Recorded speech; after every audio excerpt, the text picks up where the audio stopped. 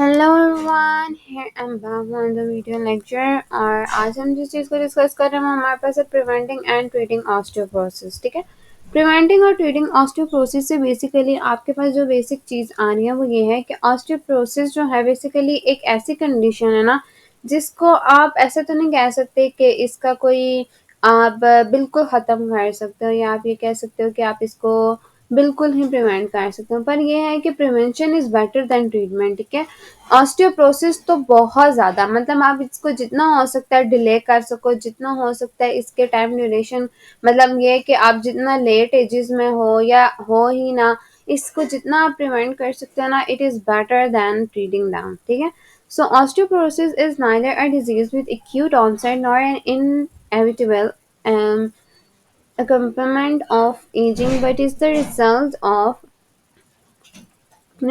aging, but is the result of lifetime of habits that are erosive to the skeletal system. ठीक है, अच्छा अब उन्होंने ये बात की है कि हमारे पास ये नाइदर अ डिजीज है कि इसको कोई एक्यूट ऑनसेट है, ना ये कोई ऐसी चीज़ है कि एजिंग के साथ है। ठीक है, मतलब ये नहीं कह सकते कि आप ये कहो कि हाँ ये हो ही नहीं, होगी नहीं।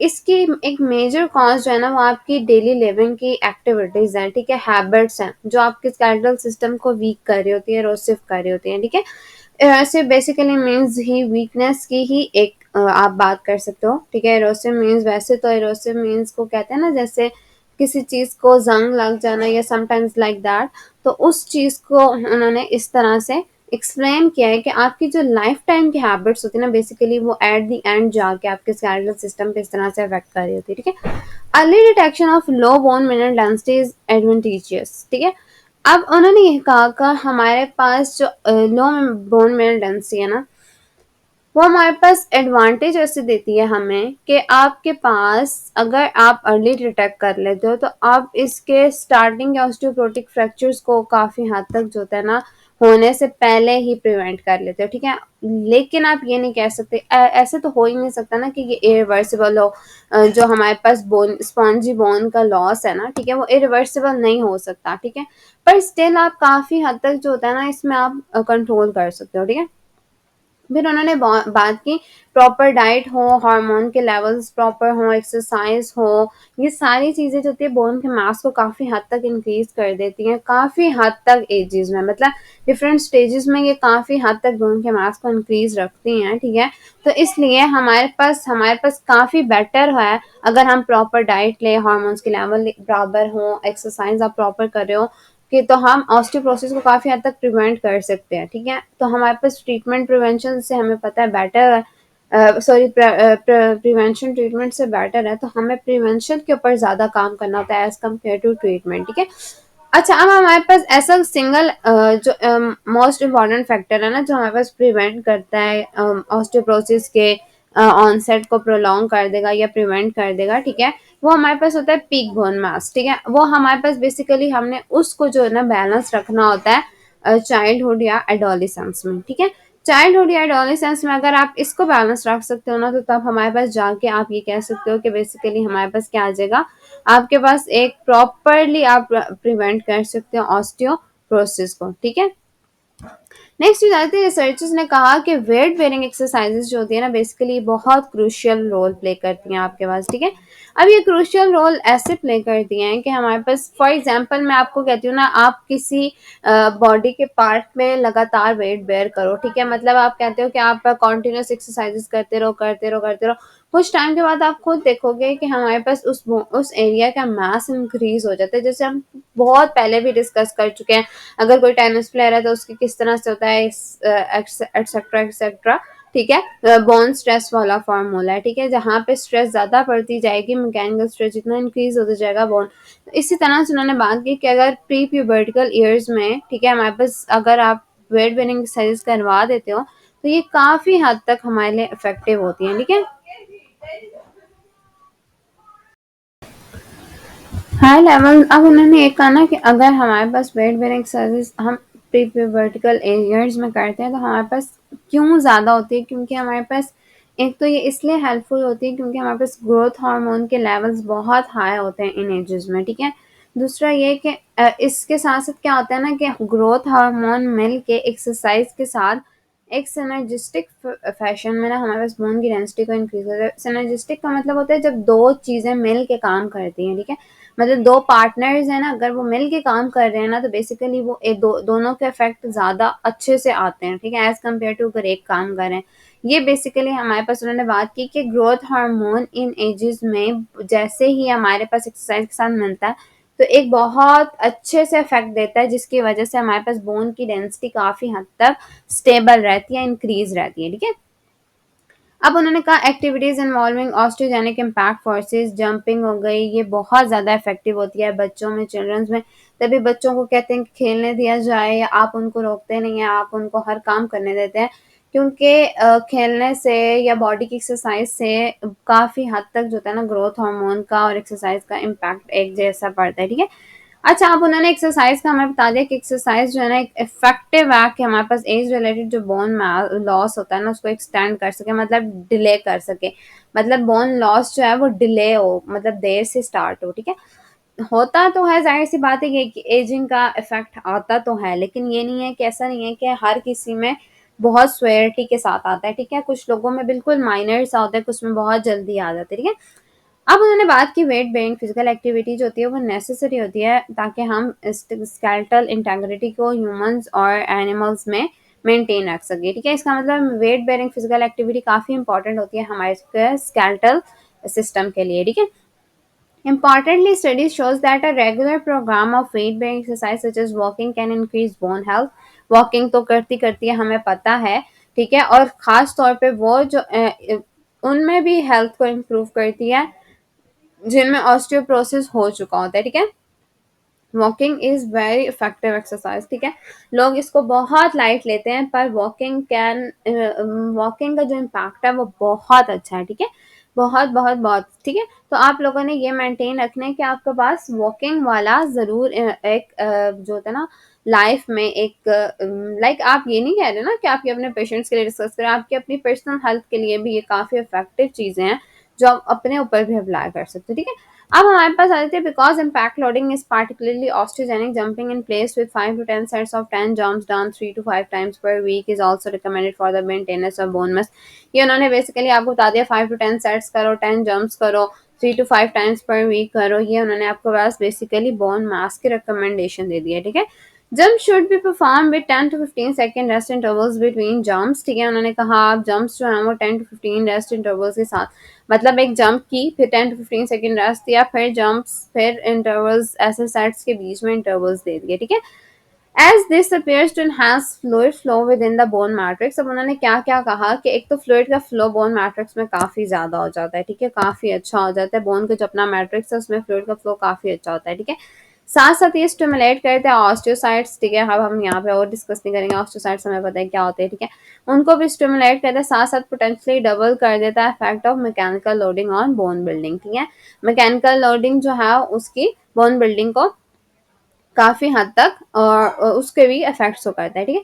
इन practical terms a very slow childhood game of hyper scotch favours bone building over a fast ones, ठीक है। बेसिकली उन्होंने आपको चाइल्डहुड की गेम बता दी कि हाइपर स्कॉच जो थी वो हमारे पास बेसिकली एक बोन बिल्डिंग जो थी वो गेम थी, वो फेवर करती थी कि बोन जो है वो ज्यादा तेजी से बिल्ड हो, ठीक है। अब उन्होंने कहा एस्ट्रोजन और टेस्टोस्टेरोन की डेफिशिएंसी जो होती है प्रमोट करती है डेवलपमेंट ऑफ ऑस्टियोपोरोसिस, हम पहले डिस्कस कर चुके हैं पिछले में, जहाँ पे हमने फीमेल एथलीट ट्रायड में डिस्कस किया था, और जहाँ पे हार्मोन्स की डेफिशिएंसी और डिस्टर्बेंस को डिस्कस किया था, ठीक है। हमने ये पिछली काफी 2-3 वीडियोस में डिस्कस किया है कि हमारे पास एस्ट्रोजन और जहाँ पे हार्मोनल लेवल्स डिस्कस करते रहे हम, ठीक है। Increased dietary calcium intake exerts a positive influence on bone mass for women with the dietary deficiency। उन्होंने कहा कैल्शियम का इंटेक जो होता है बहुत ज़्यादा इफेक्ट करता है बोन के मास को वुमेन के ऊपर। कैल्शियम जो होता है एब्जॉर्ब करता है इन्फ्लुएंस पॉजिटिवली बाय, हमें पता है कैल्सिट्रॉल के जो एक्टिव फॉर्म है विटामिन डी की, ठीक है। हम क्या करते हैं उसको अब्जॉर्ब करते हैं इस फॉर्म में, ठीक है। और नेगेटिवली देखो पॉजिटिवली जो होती है ना वो विटामिन डी के एक्टिव फॉर्म में है, ठीक है। लेकिन उन्होंने कहा नेगेटिवली हम डाइटरी फाइबर से भी लेते हैं, ठीक है। तो हमारे पास जो डाइटरी डेफिशिएंसी है ना कैल्शियम के एब्जॉर्प्शन को, वो इन्फ्लुएंस हो रही होती है इन दोनों से, ठीक है। विटामिन डी अगर एक्टिव फॉर्म में नहीं है या डाइटरी फाइबर नहीं है तो ये चीजें जो है इन्फ्लुएंस कर देते हैं, ठीक है। Although adequate dietary calcium is particularly important during the teenage. उन्होंने कहा कैल्शियम का जो कैल्शियम की सारी बात हो रही है, सारी चीजें मिला जुला के उन्होंने कहा टीनेज ईयर्स में ज्यादा जरूरत होती है। और मीडियन अमेरिकन गर्ल्स जो होती है ना, वो fall below the recommended daily intake of 1200 mg per day by age 11। उन्होंने कहा ये आपको रिसर्च से बता दिया कि अमेरिकन गर्ल्स में कितना हो गया है, कितना फॉल किया, ठीक है। एक मॉडिफाइड डाइट या कैल्शियम की सप्लीमेंट्स जो होती हैं, supplementations can be critical for the development of peak bone mass, ये हमें पता है, ठीक है। एक मॉडिफाइड डाइट और कैल्शियम, खास तौर पे कैल्शियम की सप्लीमेंट्स जो हैं बेसिकली हमारे पास बोन के मास को हम अभी भी स्टिल रिकमेंडेशंस में, हम अभी स्टिल ट्रीटमेंट में ऑस्टियोपोरोसिस की या बोन रिलेटेड या मसल रिलेटेड कंडीशंस में कैल्शियम और विटामिन डी की सप्लीमेंट्स ऐड करवाते हैं, ठीक है। वो यही वजह है कि बेसिकली हमारे यहाँ पे बहुत ज़्यादा प्रॉपर डोजेज नहीं ली जा रही होती डेली इनटेक में, जिसकी वजह से हमारी डाइट जो होती है वो काफ़ी हद तक डिस्टर्ब हो जाती है, ठीक है। अब उन्होंने कहा कि हमारे पास सिर्फ फीमेल्स में नहीं, मेल्स में भी होता है। ऐसे नहीं है कि सिर्फ फीमेल्स में ही आप डिस्कस करो, मेल्स में भी चीज़ होती है, ठीक है। अच्छा, अब the role of vitamin D is enabling absorption of calcium. Vitamin D का जो हमें रोल पता है वो ये है कि हमारे पास, जाहिर सी बात है, आप जिसने बायोकेमिस्ट्री साथ पढ़ी है, जिसने डिफरेंट और चीज़ें पढ़ी हैं, उनको आइडिया है फिजियोलॉजी से, बायोकेमिस्ट्री से, कि हमारे पास बेसिकली क्या हो रहा है कि विटामिन डी जो होता है वो अब्जॉर्प्शन इनेबल करवाता है कैल्शियम की बोन में, ताकि हमारे पास जो बेसिकली डेंसिटी है वो बोन की अच्छी और कैल्शियम एब्जॉर्ब हो सके अच्छे तरीके से। With over half of the women receiving treatment for low bone density in north America having a vitamin D deficiency, ठीक है। उन्होंने कहा कि कैल्शियम की नहीं बल्कि विटामिन डी की डेफिशिएंसी की वजह से बेसिकली बहुत से लोगों में ऑस्टियोपोरोसिस होता है, क्योंकि कैल्शियम को प्रॉपर्ली एब्जॉर्ब ही नहीं कर रहे होते। लोग सिर्फ कैल्शियम की सप्लीमेंट्स खा रहे होते हैं, विटामिन डी की नहीं खा रहे होते। That can cause a very adverse effect, ठीक है। तो हमारे पास ये चीजें, कुछ चीजें होती हैं ना जो अफेक्ट कर रही होती है, बेसिकली उनमें से एक ही है, ठीक है। अब हमारे पास आ जाता है रोल ऑफ वाइट। अच्छा, हमने यही बात की क्या, अब हमारे पास आ गया क्लिनिशियंस ने ये कहा कि हमने क्या कहा, रिकॉग्नाइज की बेसिकली ऑस्टियोपोरोसिस की डिस्पोजिशंस के कैसे वो बिगेन होता है चाइल्डहुड में, एडोलसेंस में, पुअर डाइट कैसे इंटरफेयर करती है बोन मास की डेवलपमेंट के साथ। ये काफ़ी ज़्यादा इस पर रिसर्चेस पहले भी हो रही थी, अब भी हो रही हैं और होती रहेंगी, कि हमारे पास बेसिकली ये किस तरह से अफेक्ट करता है हमारे लाइफस्टाइल्स को, ठीक है। अच्छा, other lifestyle factor also affects bone mineralisation. अच्छा, अब उन्होंने कहा दूसरे लाइफस्टाइल फैक्टर्स जो हैं वो भी अफेक्ट करते हैं बोन की मिनरलाइजेशन को। और जो है ना, देखो अब हमारे पास क्या है, नॉन रिस्क फैक्टर्स क्या हैं डेवलपिंग ऑस्टियोपोरोसिस, वो हमारे पास क्या है हमारे पास, हमने कहा फिजिकली इनएक्टिविटी है, वेट लॉस है, हमारे पास एक्सेसिव थिननेस है, बेसिकली ज़्यादा वेट लॉस के ही टाइप की तरह से आ जाता है, ठीक है। एक्सेसिव थिन हो जाता है पर्सन, ठीक है। फिर हमारे पास आ जाती है प्रोटीन की एक्सेसिव कंजम्पशन और कैफीन की, ठीक है। ये बहुत ज़्यादा इंपॉर्टेंट है प्रोटीन की। देखो कैफीन का तो शायद आपको फिर भी पता हो, प्रोटीन का नहीं आइडिया। प्रोटीन की भी एक्सेसिव कंजम्पशन हमारे पास basically lead to bone demineralisation, या हमारे पास ऑस्टियोपोरोसिस के रिस्क फैक्टर्स में आती हैं, ठीक है। ये बहुत लोगों को आइडिया नहीं होता इस चीज़ का, लेकिन है, ऐसा ही इशू है ये, ठीक है। अच्छा, अब स्टडी क्या करती है, female twins one of whom smoked more heavily than the other, ठीक है, showed that women who smoke one pack of cigarettes a day through adulthood will have a reduction in bone density.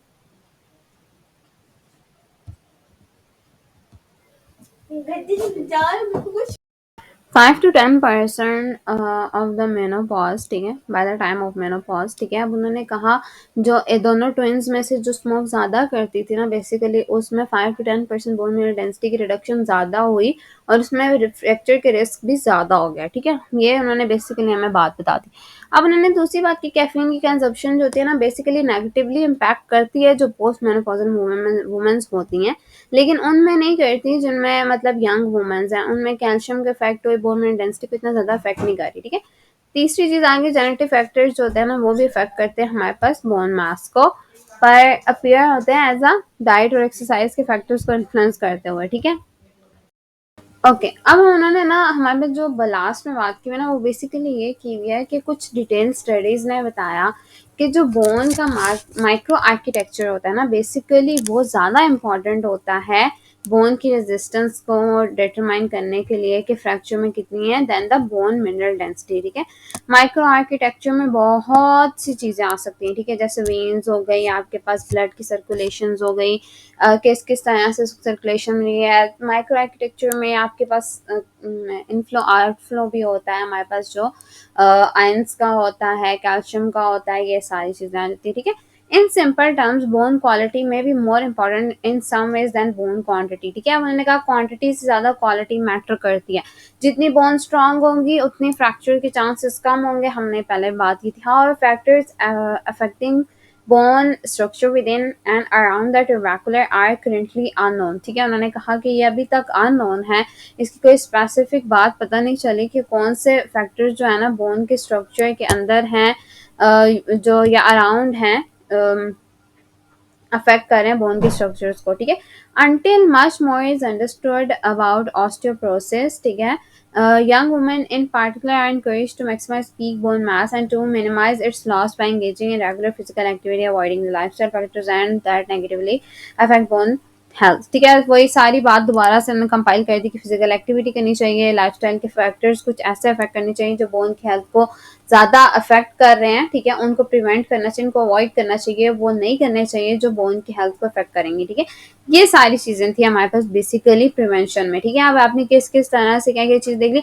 Basically जो major role यहाँ पे play करी है वो आपके पास exercise और आपकी डाइट कर रही है। ठीक है, दोनों चीज़ों को आपको बहुत ज़्यादा करना है। फिर हार्मोन्स भी आ जाते हैं और डिफरेंट सप्लीमेंटेशन और ये सारी चीज़ें आ जाती हैं, पर आपकी डाइट और आपकी exercise is the major role playing game changing, आप ये कह सकते हो। ये गेम चेंजिंग हमारे पास चीज़ होती है जो हमारे पास बोन या ऑस्टियोप्रोसिस की कंडीशन को होने या ना होने के लिए इफेक्ट इम्पॉर्टेंट है। ठीक है, फिर हम नेक्स्ट में अब हम नेक्स्ट लेक्चर में स्टडी करेंगे कॉमन बोन इंजरीज को। ठीक है, सो थैंक्स फॉर वॉचिंग। कोई चीज़ समझ नहीं आए तो कमेंट सेक्शन में आप पूछ सकते हो। Thanks for watching.